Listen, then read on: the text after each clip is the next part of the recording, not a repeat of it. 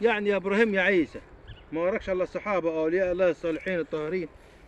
مره تشتم سيدنا عمر بن الخطاب وتجيب في سيرته بالباطل، ومره تجيب سيره سيدنا ابو بكر الصديق صاحب النبي عليه الصلاه والسلام واول من امن من الرجال. ودلوقتي يا اخويا ما وراكش الا امام الدعاه سيدنا الشيخ محمد متولي الشعراوي رضي الله عنه وارضاه عن التابعين والصالحين. ما فيش حد يقنعك ولا ما فيش حد يقنعك يا ابراهيم يا عيسى. انا دلوقتي فلاح من الفيوم، مواطن غلبان وعلى قد حاله وبدرجة المغربية هاو. بقول لك ارجع يا ابراهيم يا عيسى ورد من وراء اولياء الله الصالحين. الشيخ محمد متولي الشعراوي اللي فسر القرآن واحكامه وفسره تفسير بسيط كل الناس تشهد له، كل الناس وكل عالم يشهد له احاديثه.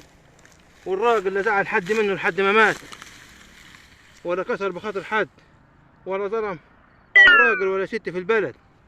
مش هترد عنه يا ابراهيم يا عيسى؟ طايح في البلد لا يا ابراهيم يا عيسى؟ طايح في البلد لا.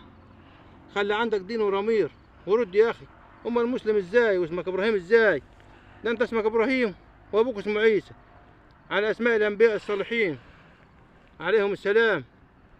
قال لي مره ابو بكر ومره عمر ومره سيدنا الامام الشعراوي. ما فيش الا العبوطه دي. ما فيش الا المسخره بتاعتك دي يا ابراهيم يا عيسى.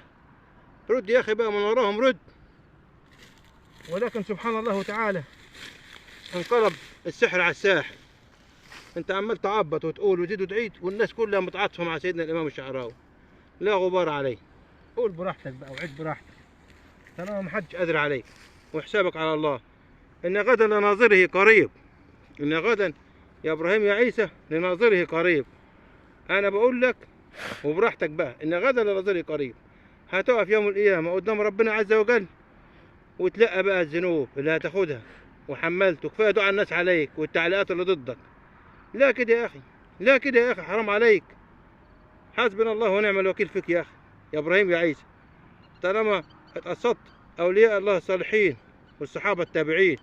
من تتبع يا اخي العلماء بالسبب ابتلاه الله قبل موته بمرض القلب. وشكرا يا اخويا.